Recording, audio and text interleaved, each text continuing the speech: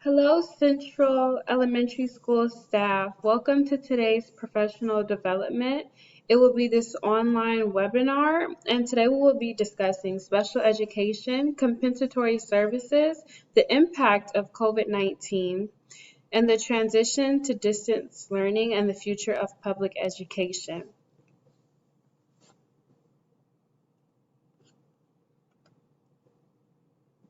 Our presenters and contributors include myself, Joy Davis, your fourth grade counselor, Janae Diaz, the third grade counselor, and Marley Butler, the fifth grade counselor.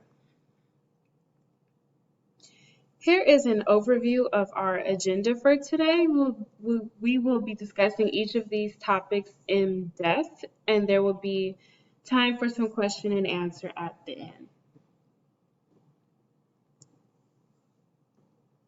As we get started, we would like to talk about the increasing demand for special education services in America. This area has grown over the past 7 years. The enrollment of special needs students is currently at an all-time high and accounts for 14% of students enrolled in public schools. While the rates of students diagnosed on the autism spectrum continues to rise, the largest category of special education students have specific learning disabilities. And whether the continuing rise is due to more careful diagnosis or increasing childhood disability, no one truly knows. But we do know that a trend is clear and the demand for competent services continues to grow. The span from 2008 to 2018 saw a 140% increase in students with autism. Additionally, 56% more students identified with other health impairments and 29% more students with a developmental delay. There was a 5% decrease in specific learning disabilities, likely due to the changes in eligibility requirements. Although this number has risen slightly over the last 2 years, finally, there are 15% fewer students with an intellectual disability, though this number has stabilized over the past 3 years.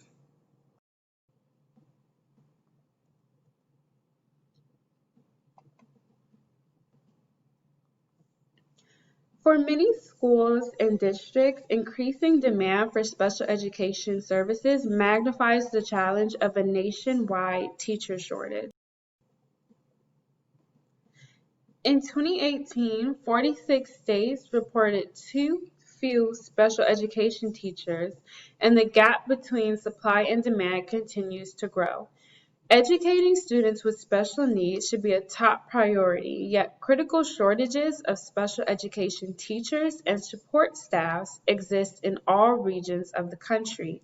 The demand is increasing at a time when the Bureau of Labor Statistics indicates the shortages are acute.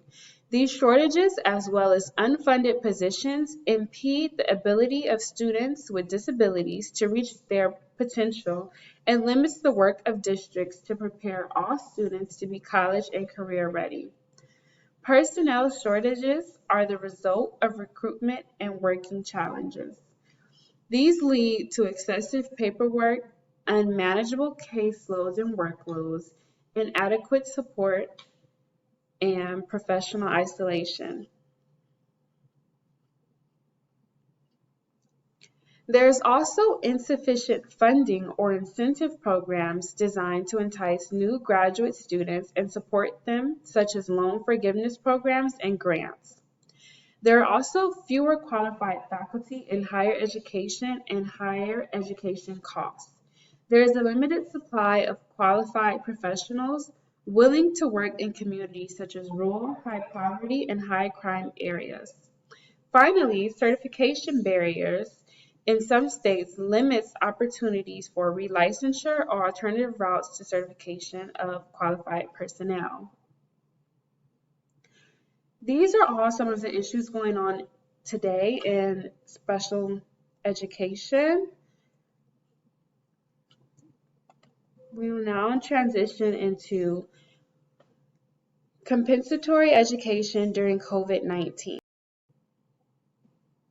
Compensatory education services are educational services a child with a disability needs to make up for skills and learning lost because the service wasn't provided. That could also be referred to as a denial of FAPE.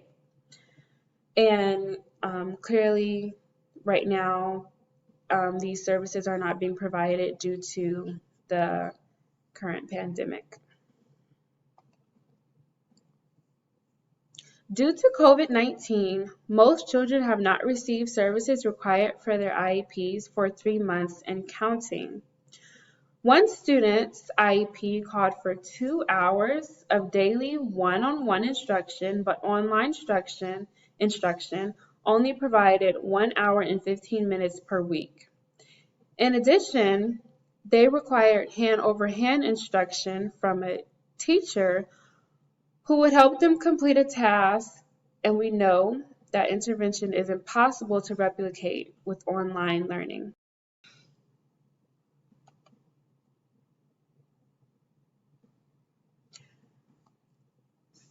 School districts and directors of special education must ask these questions. Number 1, what is FAPE? And what circumstances do we offer during a pandemic? For Central Elementary School, it is the IEP team's responsibility to decide whether the students need compensatory education in the wake of a school closure tied to the pandemic. We also must seek feedback from parents. School counselors, as well as teachers, should regularly ask parents what they are observing about their child's behavior and learning at home. Counselors should collect information about what skills the student is using, so you have data that will be similar to data you would collect in school. This is going to be very helpful towards the student's progress moving forward. Number 2, everyone should be documenting their response to that information.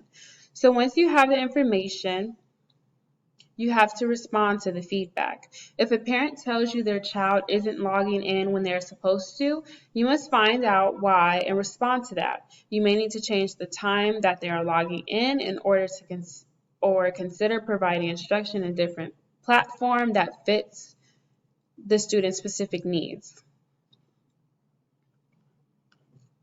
For students with more significant disabilities and those who require hands-on intervention, you may need to solicit parent engagement.